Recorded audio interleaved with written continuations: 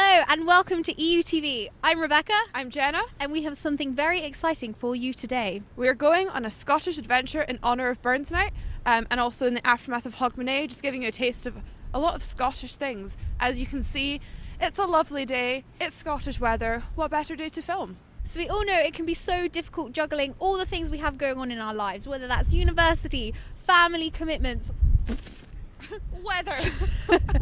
societies, volunteering. It can be so difficult to live the ultimate Scottish days that we've all dreamed of. So that's why we're here to guide you through an ultimate Scottish day. So we're now in the kitchen, ready to make ourselves some delicious porridge. So Jenna, are you going to talk us through the porridge making process? The very traditional Scottish way of making porridge is to pour out some oats, stick in some milk or water, and shove it in the microwave, as the Jacobites did themselves. Oh, fun fact, there's a porridge making competition that is held in the Highlands every year, and they all make like massive vats of porridge. There is a big tool, I can't remember the word for it, it is like a great Scottish word, like a big wooden paddle thing. And as our resident Scot here, I thought it was very important to teach Rebecca some Scottish lingo, because without being rude or stereotypical, a lot of our English and international students don't really get the whole Scottish pronunciation vocab thing. For example, the Buccleuch, Buccleuch situation that we have at Edinburgh Uni. So I'm going to give Rebecca a few words, see if she can figure out what they mean. So, what do you think Egypt means? Egypt. Egypt is one of my favourite Scottish words. I use it all the time. That is a great word. What could it mean though? Do you generally not know? It's quite common. It sounds like the beginning of Egypt, but not quite. I don't know. Take a guess. Idiot. Yes! Oh my god! Okay. Tumshi. It's quite a good one. Not very common. Tumshi. Something like you are really like what's the word? Stupid? No. I'm thinking clumsy. Okay, it actually means turnip. But I mean, I kind of like to just say like, "Oh, you're such a tumshi." I don't know if that's a thing, but I think it sounds really funny. WABBIT. WABBIT. Like rabbit, but with a W. Is it a food again? Means tired. Oh, I'm feeling quite WABBIT right now. Do you know what greet means? Like a hole in the ground? Means to cry.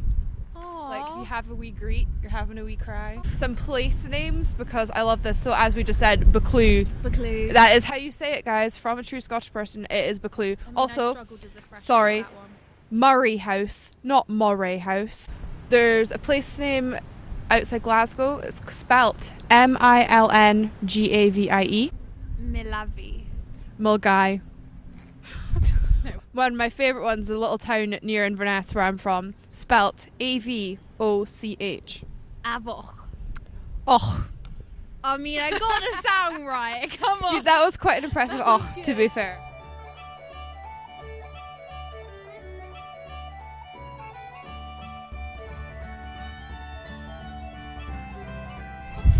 So, once you've been on a nice walk, if you're feeling brave and you want to battle against the winds and come up to the terrace on the 7th floor of the National Museum, we'd highly recommend it because Great views, great exhibition all about Scotland just below us. If you want to educate yourself and get some nice views, maybe come on a day that's slightly less windy, but other than that, great way to see Edinburgh.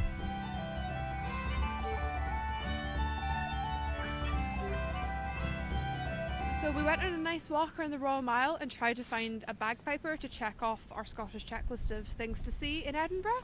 but we haven't found a bagpiper, so I think they were scared of the rain and the wind, so we're going to give up. Don't But know why. just imagine that you've seen a bagpiper. So for our burn supper, we're going to have us some haggis, neeps and tatties. We have bought a proper haggis, which was actually very cheap, 99p in Lidl. But we've also bought a Cheats ready meal so that we didn't have to mash our own potatoes.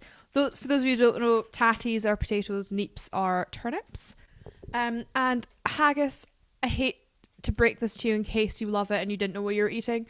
is traditionally a sheep's stomach filled with sheep's intestines, other organs, oatmeal, some flavouring, onions, stuff like that.